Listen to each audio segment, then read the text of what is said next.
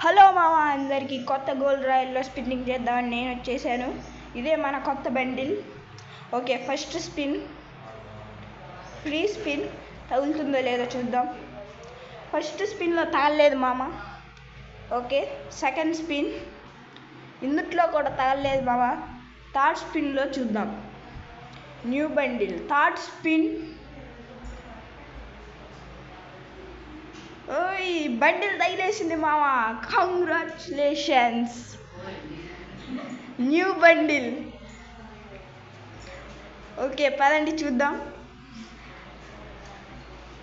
New bundle.